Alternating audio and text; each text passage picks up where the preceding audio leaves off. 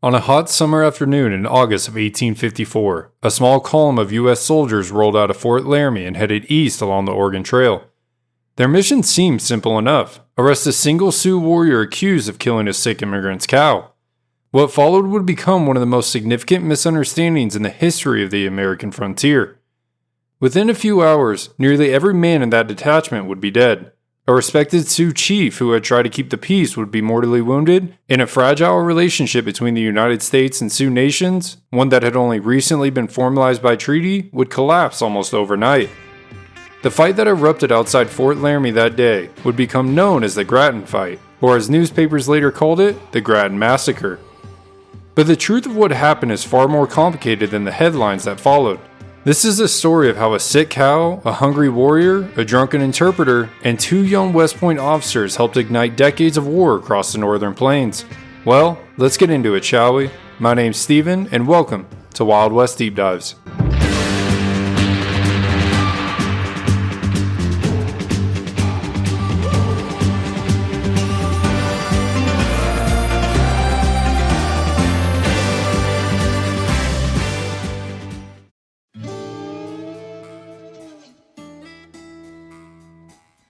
The confrontation known as the Grattan Fight grew out of more than a decade of rapid change on the northern plains. According to Douglas R. Cubison from Wyoming History, the first small immigrant party followed the North Platte River west toward Oregon in 1841. Within just a few years, the trickle of travelers became a steady migration. By 1843, roughly 1,000 immigrants traveled the route, and by 1845, nearly 5,000 were making the journey along what had become known as the Oregon Trail, stretching from the Missouri River across the plains toward the fertile lands of the Pacific Northwest. The scale of this migration increased dramatically after the discovery of gold at Sutter's Mill in California in early 1848. Cubison explains that the gold rush unleashed the famous rush of 1849, when approximately 30,000 fortune seekers crossed the northern plains on their way to California and Oregon. The Platte River corridor quickly became one of the busiest overland routes in North America, transforming what had once been a quiet region into a major migration highway. In the early years of the trail, relations between immigrants and Native Americans were often surprisingly peaceful. Cubison notes that although immigrants frequently traveled armed and fearful of attack, most encounters along the Great Platte River Road were routine. Plains tribes often approached wagon trains requesting small presents such as food, tobacco, cloth, coffee, or other goods. In many cases, these requests function as informal tolls, payment for allowing travelers to pass through tribal lands while grazing livestock, cutting timber, and hunting game along the trail. As traffic increased, however, tensions began to rise. According to Cubison, the heaviest movement occurred during a small window each year in late spring and early summer, when thousands of immigrants passed through the plains in only a few weeks. Later in the season, Mormon travelers heading for Utah followed the same route. This steady flow of people and animals placed growing pressure on the grass, timber, water, and game that plains tribes depended on. Concerned about the possibility of conflict, the United States government began establishing military posts along the trail. Fort Kearny was built in 1848 along the south bank of the North Platte River in what is now Nebraska. The following year, the Army purchased a trading post located at the junction of the Laramie and North Platte Rivers and converted it into a permanent military installation known as Fort Laramie. According to Lloyd E. McCann in the Grattan Massacre, these posts were intended to reduce friction between immigrants and Native Americans and to impose at least some level of federal authority over the rapidly growing migration trail. At the same time, the federal government attempted to address the situation through diplomacy. A massive council was held in 1851 near Fort Laramie at Horse Creek. Thousands of Native Americans from numerous plains tribes, including the Sioux, Cheyenne, Arapaho, Crow, and others, attended the gathering to hear what the United States proposed and to receive gifts and trade goods that traditionally accompanied such negotiations.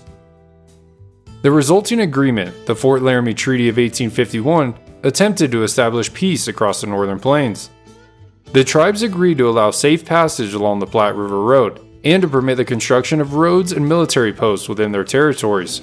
In return, the United States promised annual annuity payments valued at $50,000 in goods for 50 years, $2.1 million today. However, the treaty also contained provisions that reflected a deep misunderstanding of Plains tribal politics. Federal officials insisted that each tribe appoint a single head chief who would represent all of their bands and enforce the treaty terms. None of the tribes were more against this than the Sioux.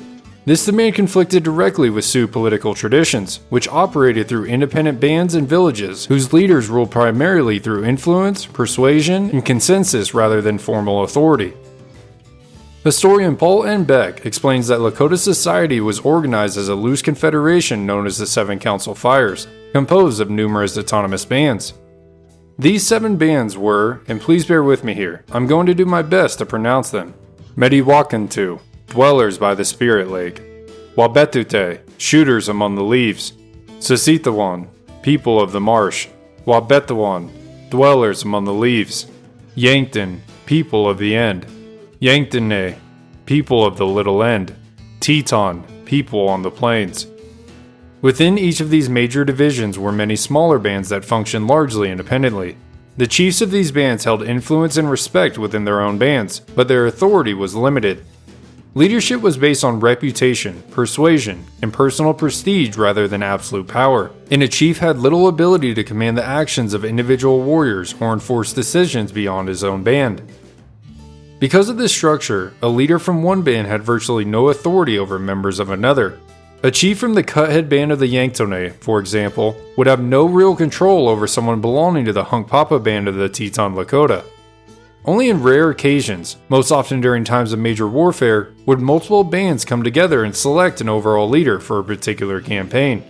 One famous example occurred during the Battle of the Little Bighorn, when Sitting Bull emerged as a central leader among the coalition of Lakota, Cheyenne, and Arapaho, who opposed George Armstrong Custer. Because the Sioux political organization was so decentralized, no single chief had the authority to enforce treaty obligations across the entire Sioux nation. This fundamental misunderstanding between U.S. officials and Sioux political culture would later become one of the key problems in enforcing the agreements made at Fort Laramie. Despite these concerns, federal officials pressed the Sioux to select a representative leader. The Brule chief Conquering Bear was ultimately chosen for the role. Though respected as a capable warrior and leader, Conquering Bear himself understood the dangers of accepting such responsibility. As Paul Beck describes, the position placed him in an impossible situation, expected by the United States to enforce treaty provisions among a people whose tradition made such authority nearly impossible. By the early 1850s, the Northern Plains existed in a fragile and uneasy peace, while the treaty meant to regulate relations rested on political assumptions that neither side fully understood.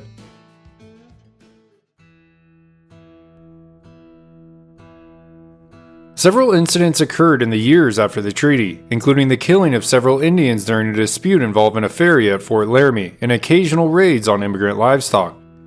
Although these events caused concern, neither military officers nor native leaders treated them as signs of an impending war. In the summer of 1853, Fort Laramie was held by a very small garrison, a force barely large enough to maintain order around the fort itself, and was commanded by Lieutenant Richard B. Garnett. That summer, a camp of Minneconjou Sioux established itself near the Platte Ferry on the north side of the North Platte River, near the crossing used by immigrants traveling the Oregon Trail.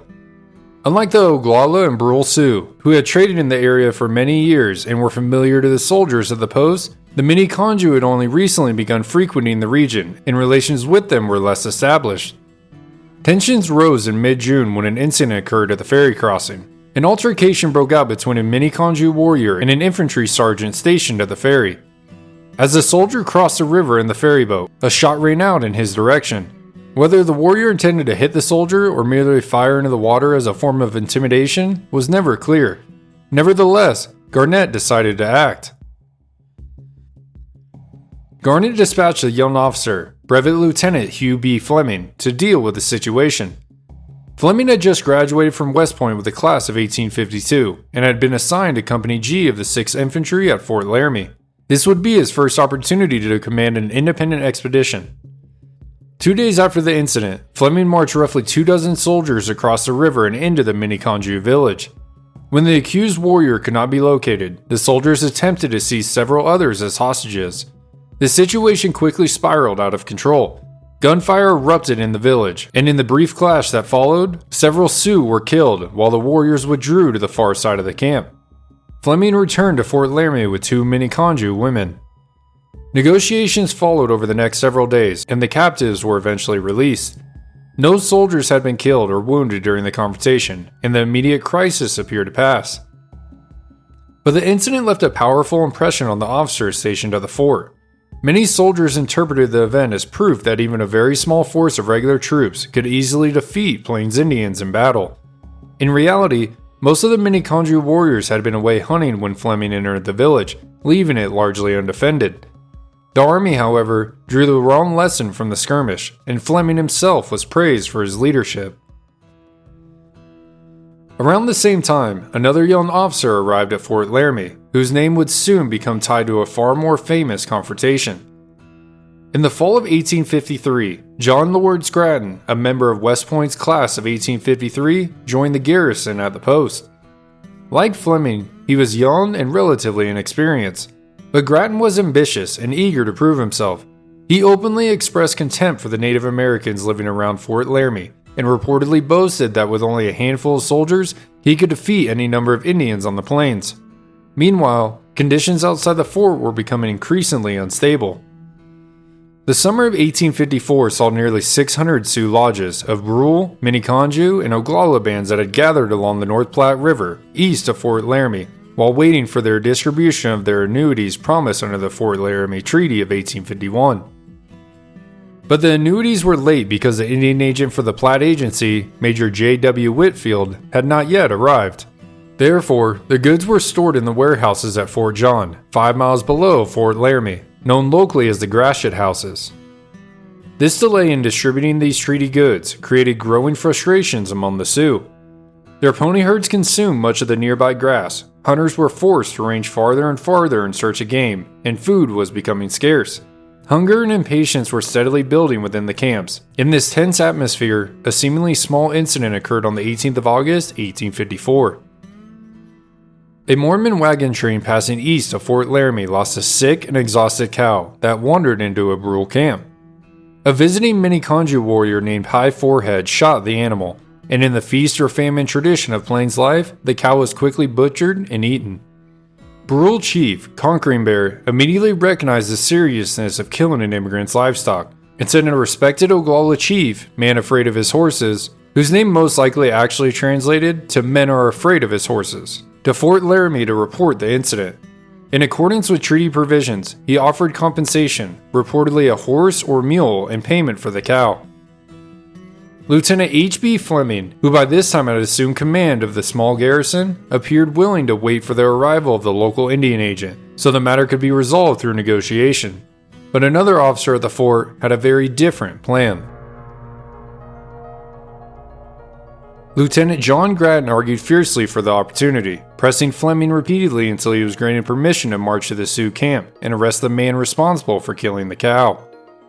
After seeing Fleming praised for his actions the year before, Grattan may have been eager to earn the same kind of reputation for himself. The small column left Fort Laramie sometime between 2 and 3 o'clock in the afternoon on the 19th of August, 1854. The detachment crossed a bridge over the Laramie River and followed the Oregon Trail up over the bluffs before descending again into the North Platte Valley. The soldiers rode in a wagon and on the limbers of 2 artillery pieces, a 12-pounder mountain howitzer and a 12-pounder Napoleon howitzer. According to multiple accounts, some of the soldiers were already passing around a bottle during the ride as the little column headed toward the Sioux camps east of the fort. Riding with them was their interpreter, Lucien Auguste, a man who would soon play a crucial role in the events that followed. Auguste had already developed a poor reputation among both whites and natives in the area, and had been drinking before the expedition even left the fort. Along the road, he continued to drink. Several observers warned that his drunkenness could provoke violence, and even Grattan briefly tried to take the bottle from him, but by then, the damage had already been done. An intoxicated interpreter was now the voice through which the soldiers would communicate with hundreds of tense and suspicious Sioux warriors. After roughly an hour on the road, the column reached a trading establishment known as the Gratiot Houses, where the Sioux annuity goods were stored. From there, the soldiers could see the enormous native encampment stretched across the valley. The Oglala village alone ran nearly 3/4 of a mile along the riverbank. Beyond it, in a broad bend of the North Platte, stood the massive Brule camp. Before moving on, Grattan ordered the soldiers to load their muskets, though they were not yet to place percussion caps on the weapons. The detachment paused briefly while Grattan studied the villages from the bluffs and issued orders to his men. Sergeant William Favor was designated second in command. The soldiers were assigned to the gun crews, and Grattan himself intended to act as gunner for one of the howitzers. As the column passed the Oglala camp, Grattan delivered a warning to the inhabitants that they were not to leave their village. Historian Lloyd McCann records that he threatened to crack it to them if they interfered. Shortly afterward, an experienced frontiersman riding with the column noticed that the Oglalas were quietly gathering their pony herds, something Plains warriors often did in preparation for battle. This warning was relayed to Grattan, but he ignored it and continued toward the Brule camp. When the soldiers reached James Bordeaux's trading post, Grattan told Bordeaux the purpose of the expedition and asked that Conquering Bear be sent for. While they waited, the situation became even more dangerous. The interpreter, Lucien Auguste, continued riding up and down in front of the gathered Sioux, waving his pistol, shouting threats, and hurling insults. He reportedly mocked the Sioux as cowards, and boasted that the soldiers would soon teach them a lesson. Bordeaux warned Grattan that Auguste's behavior was likely to provoke a fight, and although Grattan tried more than once to quiet him, Auguste paid little attention to him. Soon, Conquering Bear arrived with other Brule leaders, while men afraid of his horses carried on the discussions. Grattan announced that he had come to take High Forehead back to the fort. Conquering Bear attempted to explain that High Forehead was a guest in his village, and therefore not under his authority. The chiefs repeatedly offered compensation if Grattan would wait for the Indian agent to arrive and settle the matter peacefully. And High Forehead himself refused to surrender, reportedly declaring that he would not be taken alive and would rather die where he stood. As negotiations continued, young warriors began streaming in from the nearby Oglala camp, including the future chief, Red Cloud. Maybe. I only found it in one source, and though it is a credible source, there is a lot of debate about this. It could be possible that a young Red Cloud was in camp. He wasn't yet the prominent chief he would soon become, but we can't say with certainty. Though the Oglalas claimed that they had come to help keep order, their presence only increased the tension.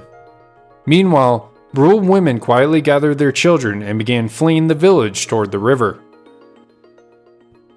Behind the scenes, warriors were already preparing for battle. McCann writes that some Sioux crept through a dry creek bed to positions near the soldiers' flank, while others gathered on horseback behind brush and willows nearby, painting their faces and preparing their weapons. Hundreds of warriors were now within striking distance, though many remained concealed. After nearly an hour of tense discussion, Grattan lost patience.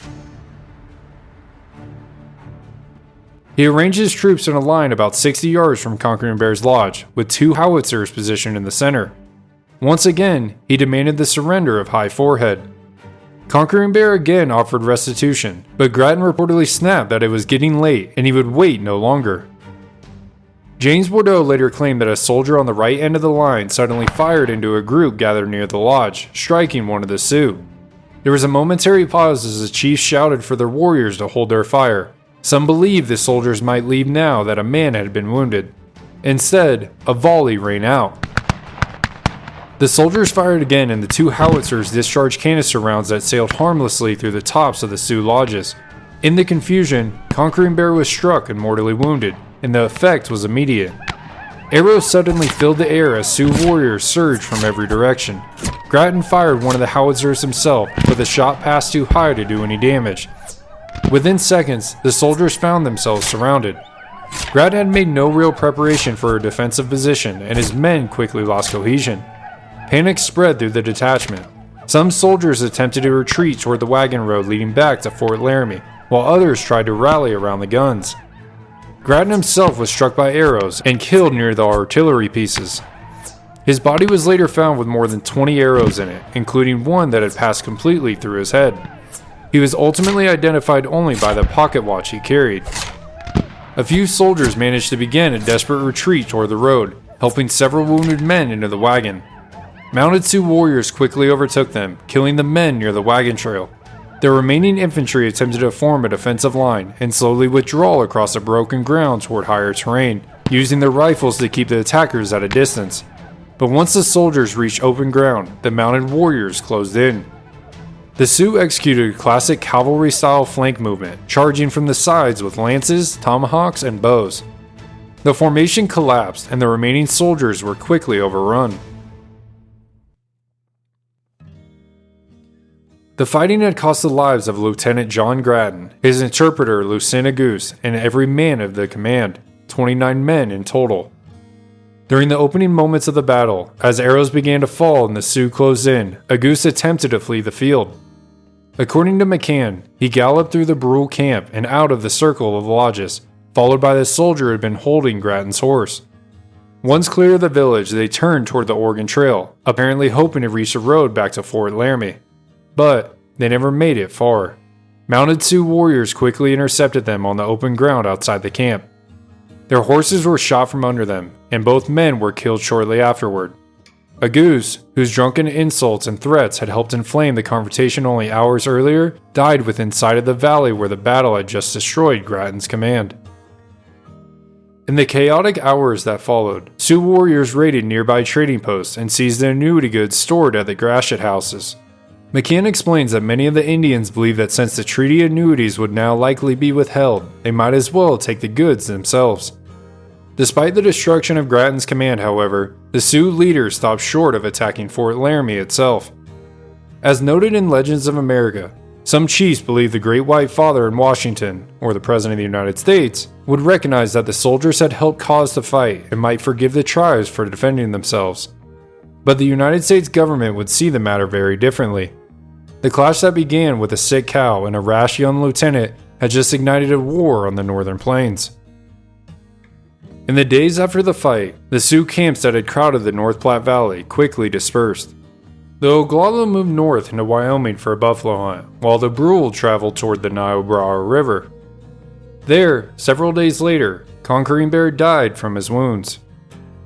Back near Fort Laramie, Lieutenant Hugh Fleming ordered Trader James Bordeaux to clear the battlefield. Grattan's body was carried back to the fort, while the enlisted men were buried in a shallow grave near the site of the fighting. Couriers were immediately sent east to Fort Kearny, reporting the destruction of the detachment and requesting reinforcements. Although life around Fort Laramie slowly returned to routine, the old sense of security had vanished. Rumors of raids and attacks circulated across the valley, and the arrival of the long-delayed Indian agent, Major John W. Whitfield, came only after the disaster had already occurred. Whitfield spent his time gathering statements from traders and witnesses while distributing annuity goods to tribes still in the region. The burial cairn along the wagon road stood as a stark reminder that tensions between the Plains tribes and the expanding American presence could erupt into violence with little warning. News of the battle spread repeatedly eastward. As noted by Legends of America, American newspapers quickly labeled the event the Grattan Massacre, portraying it as a treacherous attack on U.S. soldiers while largely overlooking the events that had provoked the confrontation. What do you all think? Should it be considered a massacre, or do you think it was a fight in which the U.S. Army just got bested? Regardless, public outrage followed, and government officials soon began preparing a military response. In 1855, General William S. Harney led a punitive expedition onto the plains that culminated in the Battle of Ash Hollow, also known as the Battle of Blue Water Creek. Historian Douglas R. Cubison notes that before the events of August 1854, relations between the Sioux nations and the incoming Americans had been tense, but generally workable. After the destruction of Grattan's command, that fragile relationship collapsed. In Fleming's own report, he later described Grattan as, quote, rash and impulsive, almost beyond belief. Today, the site of the Grattan Fight lies along the North Platte River in Goshen County, Wyoming, about 3 miles west of Lingle. The land is privately owned and used for ranching, though a stone monument on the north side of the road marks the approximate location of the battle. Over time, irrigation projects and other alterations to the landscape have made it difficult to determine the exact positions of the participants. The soldiers killed in the fight were originally buried in a cairn near the wagon road, but were later reinterred at the Nebraska National Cemetery at Fort McPherson, while Lieutenant John Grattan was buried at Fort Leavenworth, Kansas. Nearby ground debris marks the probable locations of the Bordeaux trading post and the Gratiot houses along the river. In the end, a sick cow, a hungry Minneconjou warrior, and 2 inexperienced West Point officers had ignited a conflict that would lead to decades of warfare across the northern plains. I hope you all enjoyed this episode on the Grattan Fight. If you did, please give a thumbs up and subscribe. And if you're listening on Spotify, Apple Podcasts, or anywhere else you get your podcasts, please leave a 5-star rating. All of this really helps me grow and reach new listeners. I've thought about posting the audio only for both the Bass Reeves and Joe Meek series to YouTube. Leave a comment if y'all would enjoy that. Join the membership family. For just $1, you'll get access to bonus content like the first stagecoach robbery in US history, or the Honeywell gunfight. Thank you for all the support, and a special thank you to the membership family. Y'all are amazing. We will see y'all next time, and remember, when in doubt, shoot straight, shoot fast. God bless.